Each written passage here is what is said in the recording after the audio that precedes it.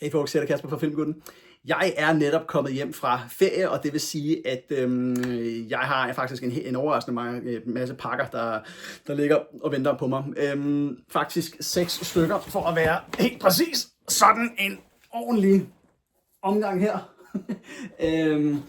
Jeg har besluttet at lave en video over dem hver, og så uploade en om dagen over de næste 6 dage.